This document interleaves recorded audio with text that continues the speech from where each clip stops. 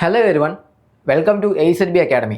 So ഇന്നത്തെ വീഡിയോയിൽ നമ്മൾ ഡിസ്കസ് ചെയ്യുന്നത് ഒരു പ്രധാനപ്പെട്ട നോട്ടിഫിക്കേഷൻ റിലീസ് ആയിട്ടുണ്ട്. അതായത് നമ്മൾ കഴിഞ്ഞ ദിവസങ്ങളിൽ UPSC EPFOൻ്റെ ഷോർട്ട് നോട്ടിഫിക്കേഷൻ ഔട്ട് ആയിട്ടുണ്ടായിരുന്നു. അപ്പോൾ നമ്മൾ പറഞ്ഞായിരുന്നു ഉടനെ തന്നെ അതിൻ്റെ ഒരു ഡീറ്റെയിൽഡ് നോട്ടിഫിക്കേഷൻ പുറത്താവുമെന്ന് പറഞ്ഞായിരുന്നു. അപ്പോൾ അത് വന്നിട്ടുണ്ട്. അപ്പോൾ ഇന്നത്തെ വീഡിയോയിൽ നമ്മൾ UPSC EPFO എക്സാമുമായിട്ട് ബന്ധപ്പെട്ട് അറിയേണ്ട കുറച്ച് പ്രധാനപ്പെട്ട കാര്യങ്ങളാണ് നമ്മൾ എന്ത് ചെയ്യുന്നത്, ഡിസ്കസ് ചെയ്യുന്നത്. അപ്പം ഓൾറെഡി അറിയാവുന്നത് പോലെ തന്നെ നമ്മുടെ യൂണിയൻ പബ്ലിക് സർവീസ് കമ്മീഷനാണ് എന്ത് കണ്ടക്ട് ചെയ്യുന്നത്, EPFO അല്ലെങ്കിൽ EPFOയിൽ തന്നെ APFC എന്ന് പറയുന്ന പോസ്റ്റിലാണ് ഇപ്പം എക്സാം വിളിച്ചിട്ടുള്ളത്. APFC എന്ന് പറഞ്ഞാൽ അസിസ്റ്റന്റ് പ്രൊവിഡന്റ് ഫണ്ട് കമ്മീഷണർ അല്ലേ. അപ്പം നിങ്ങൾക്ക് അപ്ലൈ ചെയ്യാൻ പറ്റുന്ന കമ്മീഷൻ്റെ വെബ്സൈറ്റ് എന്ന് പറഞ്ഞാൽ upsconline.nic.in. അതിൽ കയറി നിങ്ങൾക്ക് എന്ത് ചെയ്യാൻ പറ്റും, അപ്ലൈ ചെയ്യാൻ വേണ്ടി പറ്റും.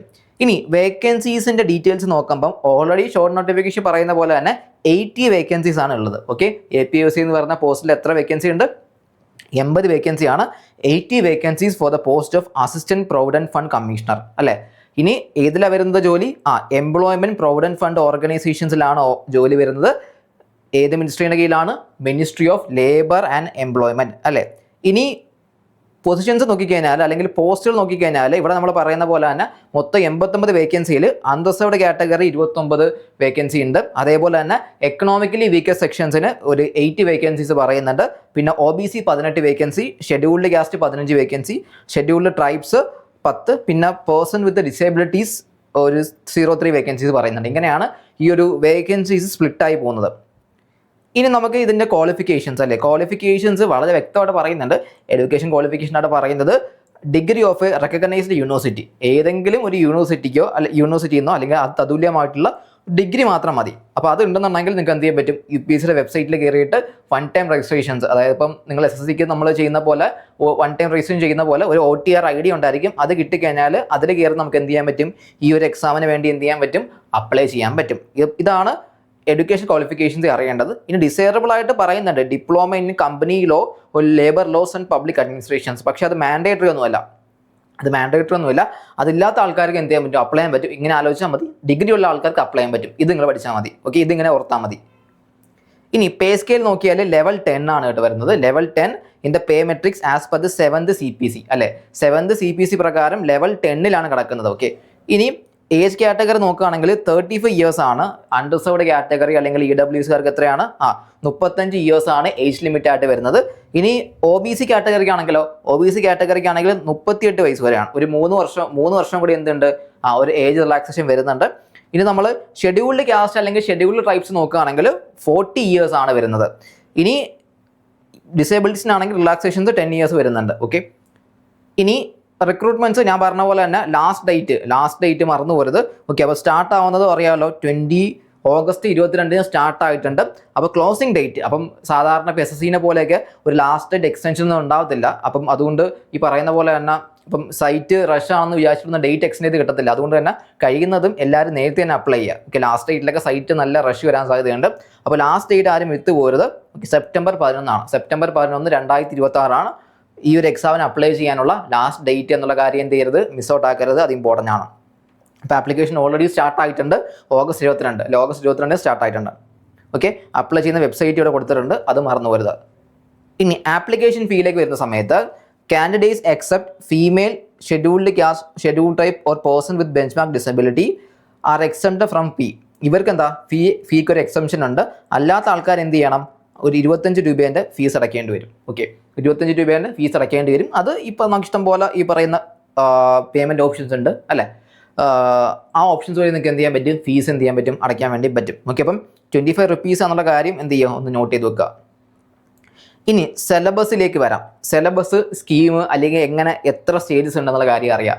അപ്പം ബേസിക്കലി മനസ്സിലാക്കണം, സാധാരണ ഇപ്പോൾ UPSC കണ്ടക്ട് ചെയ്യുന്ന ബാക്കിയുള്ള ഈ പറയുന്ന സിവിൽ സർവീസ് എക്സാം പോലെ തന്നെ ഒരു പ്രിലിംസ്, മെയിൻസ്, ഇൻ്റർവ്യൂ അങ്ങനെ ഇല്ല. ഇവിടെ മെയിൻസ് എന്ന് പറയുന്ന രണ്ടാമത്തെ ഘട്ടം ഇവിടെ ഇല്ല എന്നുള്ള ആലോചിക്കണം. ഒബ്ജക്റ്റീവ് എക്സാം കഴിഞ്ഞ് കഴിഞ്ഞാൽ ഡയറക്റ്റ് ആയിട്ട് നിങ്ങൾക്ക് എന്തായിരിക്കും, ഇൻ്റർവ്യൂ ആയിരിക്കും അല്ലെങ്കിൽ പേഴ്സണാലിറ്റി ടെസ്റ്റ് ആയിരിക്കും എന്നുള്ള കാര്യം എന്ത് ചെയ്ത് വെച്ചോണം, നോട്ട് ചെയ്ത് വെച്ചോണം. അപ്പോൾ ഇതാ പറയുന്ന സ്കീം പ്രകാരം test will be 2 hours duration ആയിരിക്കും, 2 മണിക്കൂർ ആയിരിക്കും. All questions will carry equal marks ആയിരിക്കും. പിന്നെ ഒബ്ജക്റ്റീവ് ടൈപ്പ് ക്വസ്റ്റ്യൻസ് ആണ് അറിയാമല്ലോ. ടെസ്റ്റ് മീഡിയം എന്ന് പറഞ്ഞാൽ ഇംഗ്ലീഷ്, ഹിന്ദി അറിയാമല്ലോ.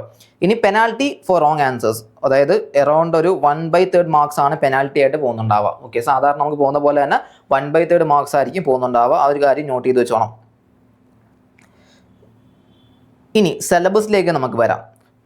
ഈ ടെസ്റ്റിൻ്റെ സിലബസ് ബ്രോഡ്ലി ഞാൻ ഇവിടെ പറയുന്നുണ്ട്. നോക്കിയേ, ഒന്ന് ജനറൽ ഇംഗ്ലീഷ്. അപ്പോൾ അതിൽ ഇംഗ്ലീഷുമായിട്ട് ബന്ധപ്പെട്ട അല്ലെങ്കിൽ അതുമായിട്ട് റിലേറ്റ് ചെയ്ത കാര്യങ്ങളൊക്കെ ചോദിക്കാം. എന്താ, to evaluate a candidate's understanding of English language and workmanlike use of words. അപ്പോൾ അവിടെ അതുമായിട്ട് ബന്ധപ്പെട്ട് ജനറൽ ഇംഗ്ലീഷുമായിട്ട് ബന്ധപ്പെട്ട് എന്ത് കാര്യം ചോദിക്കാം. പിന്നീട് history, Indian culture, heritage, freedom movements. പിന്നെ ഇന്ത്യൻ എക്കണോമിയായിട്ട് ബന്ധപ്പെട്ട് റീസെൻ്റ് ആയിട്ടുള്ള പ്രസന്റ് ട്രെൻഡുകൾ, ഇപ്പോൾ നമ്മൾ GDP ഗ്രോത്ത് റേറ്റ് അങ്ങനത്തെ കാര്യങ്ങളൊക്കെ ട്രെൻഡുകളൊക്കെ ചോദിക്കാം. അല്ലെങ്കിൽ ഡെവലപ്മെൻറ്റൽ ഇഷ്യൂസുകൾ ചോദിക്കാം. പിന്നെ ഇന്ത്യൻ പൊളിറ്റി, കോൺസ്റ്റിറ്റ്യൂഷൻ അല്ല, അതില്ലാതെ ഒരു കളിയില്ലല്ലോ, കോൺസ്റ്റിറ്റ്യൂഷൻ ഓഫ് ഇന്ത്യ. പിന്നെ ഗവർണൻസ്. പിന്നെന്താ, ജനറൽ സയൻസ് ഇവിടെ ഉണ്ടെന്നുള്ള കാര്യം അറിയണം, ചോദ്യങ്ങൾ വരാം. അപ്പോൾ ജനറൽ സയൻസ് സാധാരണ നമ്മൾ സ്കിപ്പ് ചെയ്യും, പക്ഷേ ഇവിടെ ജനറൽ സയൻസ് സിലബസിൽ മെൻഷൻഡ് ആണ്. സോ നമുക്ക് എന്ത് ചെയ്യാം, ക്വസ്റ്റ്യൻസ് എക്സ്പെക്ട് ചെയ്യാം. ജനറൽ സയൻസ്, പിന്നെ basic knowledge of computer applications ഉണ്ട്. പിന്നെ ഇത് കൂടാതെ elementary mathematics, statistics, mental ability, ഇതും സിലബസിൻ്റെ ഭാഗമായിട്ട് വരുന്നുണ്ട്.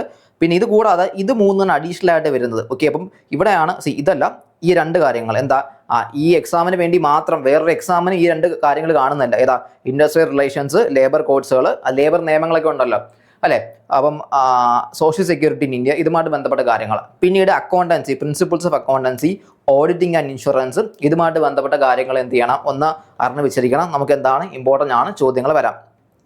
ഇനി കറണ്ട് ഇവൻറ്റ്സ്. കറണ്ട് ഇവൻറ്റ്സ് എന്ന് പറഞ്ഞാൽ ഇൻ അതർ വേർഡ്സ് എന്താണ്, കറണ്ട് അഫയേഴ്സ് തന്നെ ഉദ്ദേശിക്കുന്നത്. നാഷണൽ ഇവൻറ്റുകൾ അല്ലെങ്കിൽ ഈ പറയുന്ന ഇൻ്റർനാഷണൽ ഇമ്പോർട്ടൻസ് സംബന്ധിച്ച് എന്തെങ്കിലും കറണ്ട് ഇവൻറ്റ്സുകളോ കറണ്ട് അഫയേഴ്സോ ഉണ്ടെന്നുണ്ടെങ്കിൽ അത് നമുക്ക് എന്ത് ചെയ്യാം, ഈ പറയുന്ന പോലെ ക്വസ്റ്റ്യൻസ് ആയിട്ട് നമുക്ക് എന്ത് ചെയ്യാം, എക്സ്പെക്ട് ചെയ്യാം. അപ്പോൾ അതും കൂടെ എന്ത് ചെയ്യുക, നിങ്ങൾ വ്യക്തമായിട്ട് അറിയാം.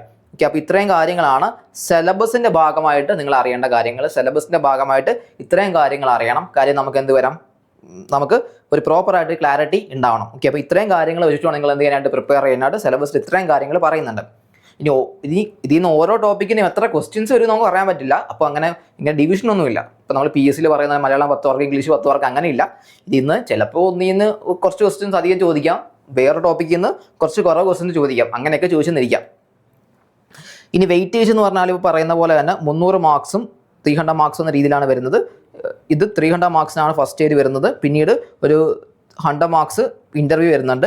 ഇനി ഒരു 75:25 റേഷ്യോയിലാണ് ഇതിൻ്റെ വെയിറ്റേജ് വരുന്നത് എന്നുള്ള കാര്യം എന്ത് ചെയ്യുക, ഒന്ന് നോട്ട് ചെയ്യുക. ഓക്കെ, അപ്പോൾ ഇത്രയും കാര്യങ്ങളാണ് നമ്മുടെ ഈ നോട്ടിഫിക്കേഷൻസുമായിട്ട് ബന്ധപ്പെട്ട് അറിയേണ്ടത്. അപ്പം ഏറ്റവും ഇമ്പോർട്ടൻ്റ് ആയ കാര്യം, നിങ്ങൾ ആ ലാസ്റ്റ് ഡേറ്റ് മറന്നു പോരുത്. ലാസ്റ്റ് ഡേറ്റ് മറന്നു പോരുത്. സെപ്റ്റംബർ 13 അല്ലേ ഞാൻ പറഞ്ഞത്, സെപ്റ്റംബർ 13 അല്ലേ, സെപ്റ്റംബർ 11 അല്ലേ, സെപ്റ്റംബർ 11 അപ്പോൾ ലാസ്റ്റ് ഡേറ്റ് മറന്നു പോരുത്. കഴിയുമെങ്കിൽ സെപ്റ്റംബർ 7 മുമ്പൊക്കെ തന്നെ എന്ത് ചെയ്യുക, നിങ്ങൾ ആപ്ലിക്കേഷൻ എന്ത് ചെയ്യണം, സബ്മിറ്റ് ചെയ്യാൻ ശ്രമിക്കണം. ഓക്കെ, അപ്പോൾ ഇത്രയും കാര്യങ്ങളാണ് അറിയാനുള്ളത്. അപ്പോൾ അതിൻ്റെ കൂടെ തന്നെ നമ്മുടെ ASLB അക്കാഡമിയിൽ പുതിയ SSC ഫൗണ്ടേഷൻ ബാച്ചിൻ്റെ കോഴ്സ് ലോഞ്ച് ആവുന്നുണ്ട്. ഓക്കെ, അപ്പം അതിൽ നിങ്ങൾക്ക് എന്തെങ്കിലും അഡ്മിഷൻസ് കാര്യങ്ങളൊക്കെ വേണമെന്നുണ്ടെങ്കിൽ, അല്ലെങ്കിൽ അതിൻ്റെ കൂടുതൽ ഡീറ്റെയിൽസ് അറിയുന്നുണ്ടെങ്കിൽ നിങ്ങൾക്ക് എന്ത് ചെയ്യാം, ഇവിടെ നമ്പർ കൊടുത്തിട്ടുണ്ട്, ഇതിലേക്ക് നിങ്ങൾക്ക് കോൺടാക്ട് ചെയ്യാം. അപ്പോൾ എല്ലാവരും നേരത്തെ തന്നെ അപ്ലൈ ചെയ്യുക, നേരത്തെ തന്നെ പഠിച്ചു തുടങ്ങുക. നല്ലൊരു ഓപ്പർച്യൂണിറ്റിയാണ്. എല്ലാവരും നല്ല രീതിയിൽ യൂട്ടിലൈസ് ചെയ്യുക. Okay, thank you.